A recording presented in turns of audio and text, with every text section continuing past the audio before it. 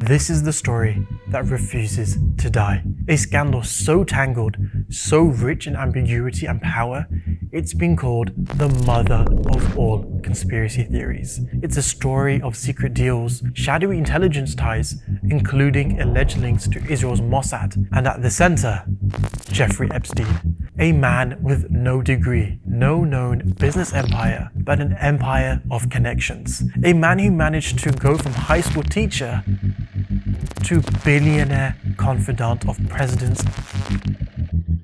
and royals.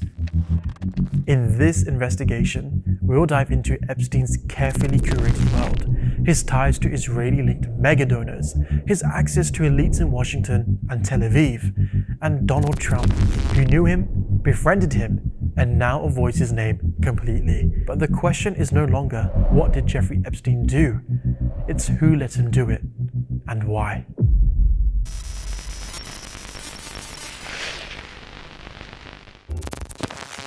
Before the scandals and before the island, there was something more baffling. How did a man with no credentials, no pedigree, and no legitimate fortune end up in the same room as presidents and prime ministers? Well, let's start here. Bear Stearns, one of Wall Street's most cutthroat firms in the 1970s. That's where Epstein began, without a college degree. Not exactly the usual resume for high finance, but Epstein had charm and ambition. His ascent was rapid and strangely unstoppable, all until he was fired. Officially for something as simple as falsifying expenses, a career-ending mistake for most, but not for Epstein. Instead of vanishing, he resurfaced, this time in the murky world of 1980s arms dealing, the kind of industry that lives in classified memos and secret ledgers. Now, we don't know exactly what he did, but insiders say he made connections there, and powerful ones. This was when Epstein started collecting names, not just acquaintances, but people he could charm, control, and even compromise. Then came along Steve Hoffenberg. In the early 90s, Epstein joined Hoffenberg in what would become one of the largest Ponzi schemes in American history. Hundreds of millions stolen. Hoffenberg was eventually sent to prison. And Epstein, he walked away untouched, not even charged. Why? Well, that's the first major mystery, but it wouldn't be the last. Years later, Epstein embedded himself with Leslie Wexner, founder of the Wexner Foundation, a program that trains Israeli public officials and security operatives, many of whom go on to serve in high-level positions, including Mossad. Wexner built a retail empire, Victoria's Secret, Bath & Body Works, Abercrombie & Fitch, and at one point, he was one of the most powerful figures in American retail. Jeffrey would come to later abuse this relationship, acting as a Victoria's Secret talent scout, luring young women with fake modeling auditions, only to try and assault them behind closed doors. But more to the point, Wexner didn't just hire Epstein, he gave him power of attorney, access to his entire financial empire. Epstein ran his finances, lived in his Manhattan mansion. Some even allege Epstein used sexual leverage to gain that trust. Though unproven, Wexner later admitted he felt used. From here, Epstein's wealth exploded. Private jets, a mansion in Manhattan, a 100-acre island in the Caribbean, another in the Virgin Islands, multiple homes in Florida and Paris, and still only one confirmed client, Leslie Wexner. So, where did the rest of the money come from? That brings us to the Mega Group, a little-known collection of ultra-wealthy, pro-Israel philanthropists. Leslie Wexner was a founding member. This group didn't just donate to charities, they tried to shape policy. They funded political campaigns, they operated in that fuzzy space between private wealth and national interest. And Epstein, he was suddenly in their orbit. The timing is hard to ignore. Epstein's rise accelerated alongside his relationship with Wexner and his entry into elite pro-Israel circles. It wasn't just luck, and it didn't stop there. You see, Epstein kept a little black book, a contact list that reads like a who's who of global influence. Over 20 numbers for Bill Clinton, 14 for Donald Trump, 11 for Alan Dershowitz, and 7 for Ehud Barak, the former Prime Minister of Israel. These weren't just acquaintances. Many were frequent guests at Epstein's island and properties. Flight logs confirm it. So ask yourself, how does a man with no real business, no public company, no academic credentials become the private banker, confidant, and fixer for the political elite? And why did so many of those around him share one thing in common? Connections to Israeli causes, Zionist networks, and the mega group. The more you look, the less it feels random. And Epstein, he wasn't just a financial advisor, he was something else entirely. So by now we've seen how Epstein, a man with no formal credentials and only one known client, managed to accumulate near infinite wealth and insert himself into the highest tiers of global power. But to really understand Epstein's protection, his reach, and perhaps even his purpose, you need to understand one person. Enter Ghislaine Maxwell, Epstein's closest partner, the woman who recruited young girls, who hosted the parties, who, as the courts later confirmed, was the key to the entire operation. But Ghislaine wasn't just some socialite, she was legacy, because her father was Robert Maxwell. Robert Maxwell was a towering figure, a media tycoon, member of parliament, owner of the Mirror Group newspapers in the United Kingdom. But he was something else too, something murkier. Behind closed doors, Maxwell was widely believed to be a long-term Mossad operative, Israel's elite intelligence service. And when he died in 1991, falling off his yacht naked under suspicious circumstances, Israel gave him a burial fit for a national hero. He was laid to rest on the Mount of Olives in Jerusalem. His funeral was attended by no less than 6 former Israeli intelligence chiefs.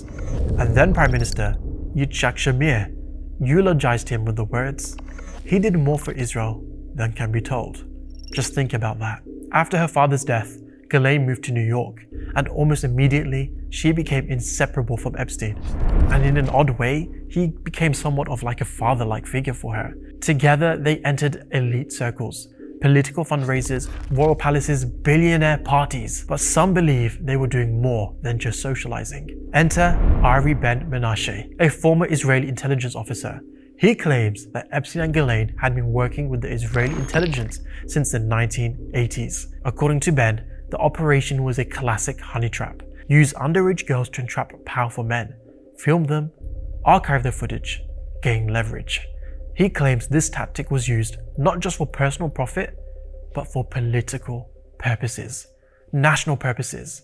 Now, to be clear, those claims are unverified, and Ben was releasing a book about this around the time, and some even say Ben was an unreliable source.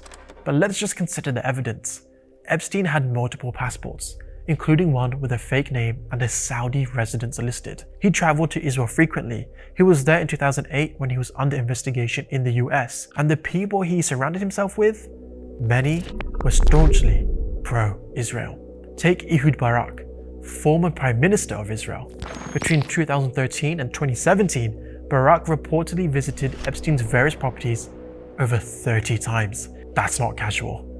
Victims of Epstein, the ones that he was convicted of trafficking and abusing, would say that he would force them to meet with high-profile guests. Barak's name was mentioned, but when questioned, Barak denied any wrongdoing. He claimed he never saw anything suspicious, never met Epstein in the company of women or young girls. Maybe, but what about Alan Dershowitz, the high-profile lawyer, former Harvard professor, fierce defender of Israel, a close legal advisor to both Epstein and to Benjamin Netanyahu? Dershowitz also flew on Epstein's jet, stayed at his homes, and, like Barak, denies any knowledge of abuse, despite being named by victims himself. Were there young women in another part of the house giving massages when I wasn't around? I have no idea. Let's pull back a little bit. Epstein didn't just move among elites. He moved among a very specific class of elites, billionaires, politicians, and intelligence-linked figures with staunch Zionist credentials. Les Wexner, a founding member of the mega group. Robert Maxwell, buried with Mossad honors. Alan Dershowitz, a staunch Netanyahu ally. Ehud Barak, 30-plus visits, business ties, and former Prime Minister of Israel. And when Donald Trump was asked about releasing documents after Epstein's death, He said he didn't want to ruin a bunch of lives with phony material. Would you declassify the 9/11 files? Yeah, Would you declassify JFK files? yeah. Would I you, did a lot of it. Would you declassify the Epstein files? Yeah, I would. All right. I guess I would. I think that less so because, you don't know it. You don't want to affect people's lives if it's phony stuff in there because there's a lot of phony stuff with that whole world. But I think I would, or at least Do you think that would restore trust? Help restore trust? Yeah, I don't know about Epstein so much as I do the others. But we'll get to Trump in a short while. So what were they all afraid of? This isn't just about perversion or racketeering prostitution. This was about access to America's elite, to intelligence assets, to the halls of power in both Washington and quite possibly Tel Aviv. And Epstein, he was the middleman, the broker, the facilitator. The question is, for whom? Because if this was a Mossad operation, or even if it just resembled one, then the implications are enormous. It would mean foreign intelligence had access to compromising material on US presidents, prime ministers, billionaires, and beyond. It would mean Epstein wasn't just protected, he was useful. So the question isn't just how did Epstein get away with it for so long, it's who needed him to stay free, and what leverage still hasn't been revealed.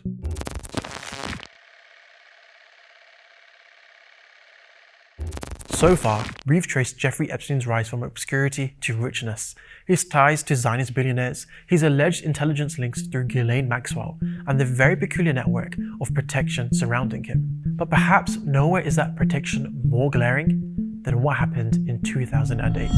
Dozens of underage victims had come forward, alleging they had been abused at the hands of Epstein. The FBI had gathered enough evidence to build a solid federal case. Epstein wasn't just facing jail, he was looking at the rest of his life behind bars. And then, everything seemingly vanished. The charges, the courtroom, in its place, a secret deal. And the man who made it happen? Alexander Acosta. Now remember that name. Acosta was the US attorney in Miami at that time. He was the top federal prosecutor handling Epstein's case. And instead of pursuing federal charges, he struck a non-prosecution agreement, which was basically a backdoor deal that let Epstein plead guilty to 2 minor state charges of soliciting prostitution and 1 involving a minor. No federal charges, no trial, just 13 months in a county jail. And guess what? Epstein had work release privileges.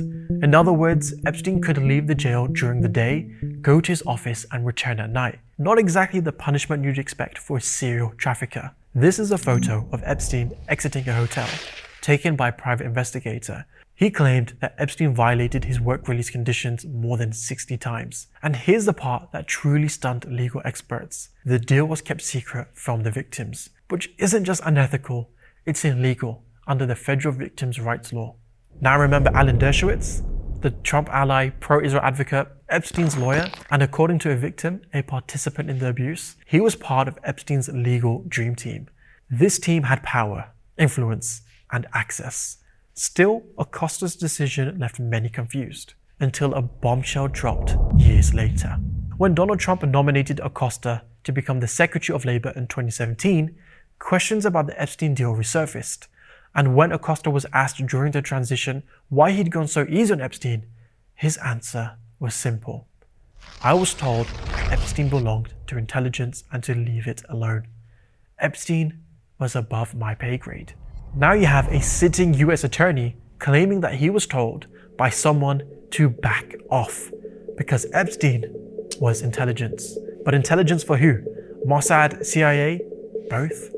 We've already seen Epstein's ties to Israel, Les Wexner, the Mega Group, Ehud Barak, Robert Maxwell. We've seen him flee to Israel during prosecution. We've seen former Mossad insiders claim he was running compromising operations. And now, here's a US prosecutor claiming behind closed doors that Epstein was off limits. The implication was someone in Washington, maybe at the Justice Department, maybe in the intelligence community, intervened. But then, in 2019, when Epstein was rearrested on fresh federal charges, the outrage reignited. The world asked, why did Epstein get that deal in the first place? Acosta held a press conference, tried to justify it, said it was the only way to get Epstein behind bars. Epstein got an ultimatum: plead guilty to a charge that would require jail time and registration, or face federal charges. But here's the thing, only a few people believed him. The backlash was swift. Acosta resigned in July 2019, just 2.5 years into his post. And I want to thank Alex Acosta. He was a great, great secretary. And in many ways, that one quiet line, that offhand explanation, did more to expose the truth than any court case could ever do, because it confirmed what many already suspected. Jeffrey Epstein wasn't just a criminal, he was protected. Now, we may not know who pulled the strings, but Epstein's freedom wasn't an accident, it was an arrangement. So the Epstein question isn't just legal, it's now political, even geopolitical. And no matter where we look, the trail keeps circling back to the same billionaires with deep ties to Israel. Fast forward to today, Donald Trump, a man who Epstein referred to as his closest friend. So how do you know this? Donald's closest friend. Who Donald Trump invited to his Mar-a-Lago hotel, who joked on the record that Epstein likes beautiful women as much as he did, but many of them were on the younger side. And Trump doesn't want to talk about Epstein at all. Are you still talking about Jeffrey Epstein? This guy's been talked about for years. You're asking, we have Texas, we have this, we have all of the things. And are people still talking about this guy, this creep? That is unbelievable. He promised he'd answer the questions, and he hasn't. Instead, Trump's strategy has been misdirection, pointing fingers and not answering them. When Epstein died, Trump told reporters he didn't know what happened, but then casually threw in that Bill Clinton had flown on Epstein's plane 27 or 28 times. Do you think the Clintons are involved in Jeffrey Epstein's death? I have no idea. I know he was on his plane 27 times, and he said he was on the plane 4 times. But when they checked the plane log, Bill Clinton, who is a very good friend of Epstein, he was on the plane about 27 or 28 times. So why did he say 4 times? That detail was true, but also deeply ironic, because Trump too had ties, both social and business, to Epstein going back decades. But their relationship suddenly soured in 2004 in a real estate showdown in Palm Beach. Both Epstein and Trump were vying to buy the same mansion, and Trump won the bidding war, and insiders say that moment ended their relationship. There's a fixture in Palm Beach. I had a falling out with him a long time ago. I don't think I've spoken to him for 15 years. Whatever the reason, the two men reportedly parted ways after that deal. But the story doesn't stop there. In 2020, Ghislaine Maxwell was arrested for her role in Jeffrey Epstein's sex trafficking operation. As Epstein's close associate and former girlfriend, Maxwell was instrumental in procuring young girls for Epstein's abuse network. She was charged with multiple counts related to sex trafficking of minors and later convicted in 2021, receiving a 20-year prison sentence. Maxwell's role was pivotal in Epstein's operations, as she allegedly recruited and groomed vulnerable young women and girls, normalizing sexual abuse and facilitating encounters between these minors and Epstein and potentially his powerful associates. And how would Donald Trump respond to all of this? I just wish her well, frankly. I've met her numerous times over the years, especially since I lived in Palm Beach, and I guess they lived in Palm Beach.